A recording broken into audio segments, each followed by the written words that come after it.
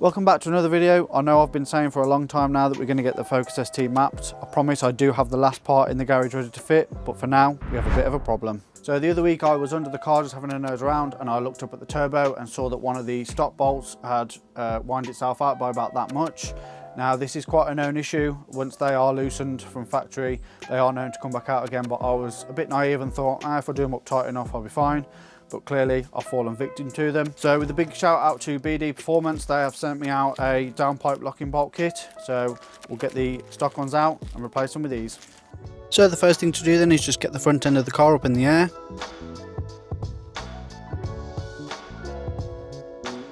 Once that's done, we can then start breaking loose the stock downpipe bolts.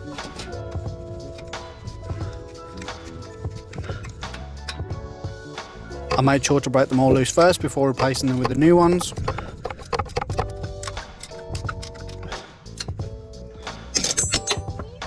Okay then, so with one of the old ones out anyway, I'm going to quickly show you how the new locking bolts work. So pretty much the same, apart from it's got a bigger flange, and as you can see there's a little cutout, and that's where the circlip goes on.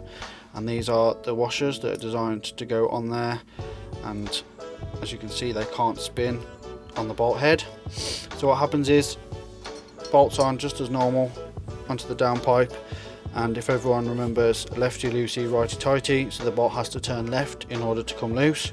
But if you orientate this washer properly, so it's tucked into the downpipe, if you obviously face it like that, the bolt can still turn left, look, and get pretty much a full rotation, so that would open up the gap between the downpipe and the turbo. So you must orientate it up against the downpipe to the left, and then if I try and spin that now left, it's just going to be locked on there, and the circlip is to keep the washer on top like so. So pretty simple design, but again something I've now realised I should have brought when I fitted the downpipe. So if you are fitting one, make sure you get a set of these, they aren't expensive at all.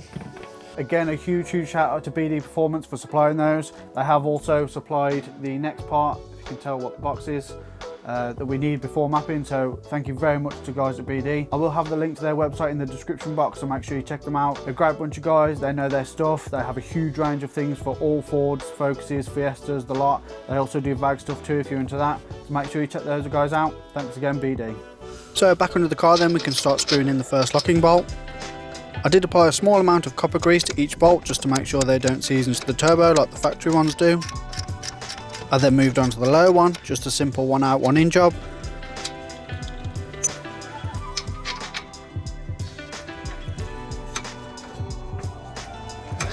With the first two in, I moved on to the top one, which is the one that had edged its way out. Ironically, this is the only one that gave me trouble, as it was quite tight to get out, even though it had loosened itself out beforehand.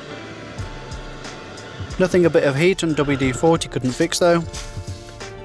I did have to fight it a little, loosening then tightening it a few times at a time, but I did eventually manage to get it out.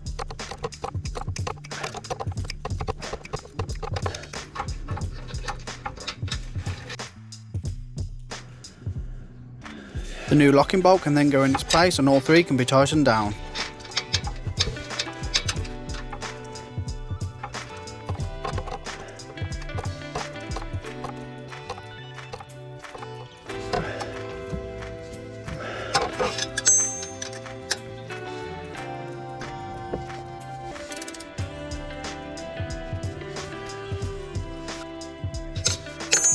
All the washers can then go on, again making sure they're orientated correctly to prevent the bolts from spinning.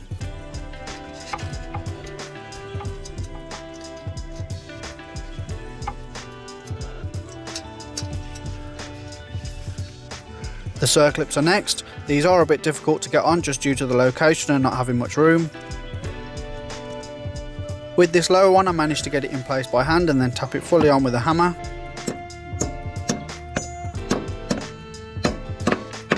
Strangely with the back one I managed to put it on by hand. I'm not sure why this one was easier than the others, but I'm not complaining. The top one is the biggest pain to get to due to the heat shield being in the way.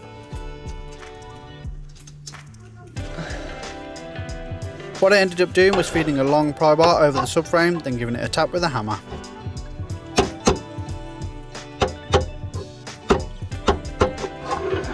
I then double checked all the circlips were fully seated before starting the car and checking for leaks.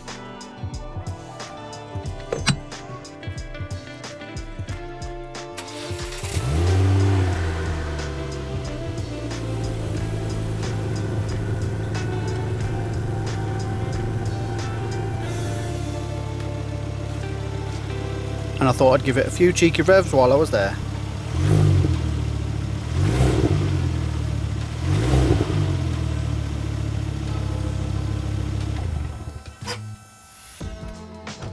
The car can then come back down, and that's a nice quick install. And that is the downpipe bolts installed. Again, a huge shout out to BD Performance. Thank you very much for those guys for sending those out. I'd also appreciate if you guys support the companies that support me. I have got a link down in the description box. Go check those guys out for anything you need. I'd also highly recommend getting those downpipe locking bolts if you are fitting a downpipe. Don't be like me and risk it, because no doubt those stock ones are going to come loose. Thank you very much for watching. Please subscribe, and I'll see you in the next one.